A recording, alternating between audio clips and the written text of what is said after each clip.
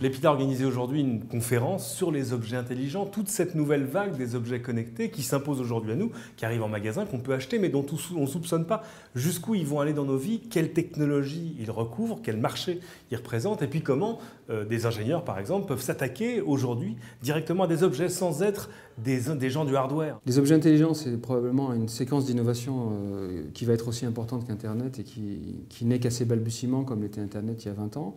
C'est notre nouvelle aéronautique, c'est notre nouveau TGV. On voit que même dans des grandes conférences internationales, les startups françaises sont extrêmement bien représentées, inventent énormément.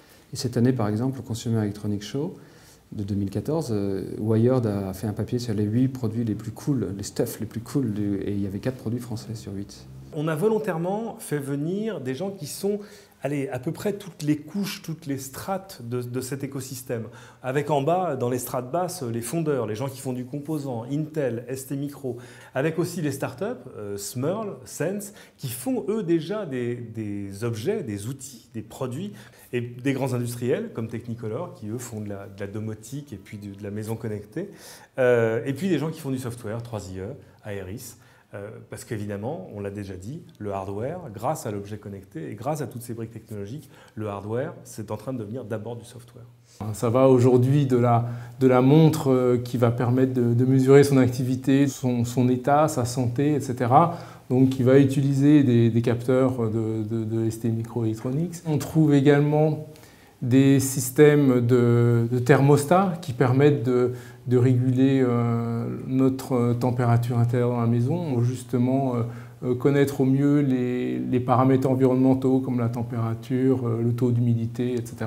3IE, en fait, nous on est surtout allé sur les maisons connectées. On a rencontré un acteur de la maison connectée en fait, qui s'appelle Architecture Numérique, qui nous a permis d'installer toutes les maisons. On a fait toute la partie informatique qu'eux ne maîtrisaient pas du tout. Pour eux, on a créé une application notamment, voire peut-être d'autres qui vont suivre dans la foulée, et pour pouvoir justement contrôler sa maison. Et on va rajouter quelque chose où la maison nous remonte des informations et nous parle un peu. Il fait chaud aujourd'hui, j'ai consommé trop d'énergie là-dessus, il faudrait que je récupère. On commercialise un produit qui s'appelle Mother, qui est une sorte de maman 2.0 connectée donc, et qui discute avec des petits capteurs qui sont les motion cookies qu'on va venir placer sur les objets de la vie quotidienne pour donner de l'intelligence à ces objets. Tout ça se gère à travers une interface web et un senseboard sur lequel on va venir installer des applications. À chaque application, par exemple podomètre, on va attribuer le cookie correspondant. Le cookie tout seul va se reprogrammer pour se mettre en mode podomètre et ensuite j'aurai plus qu'à retourner sur la plateforme pour voir les données, combien j'ai marché, quelle quantité de calories j'ai dépensé par exemple.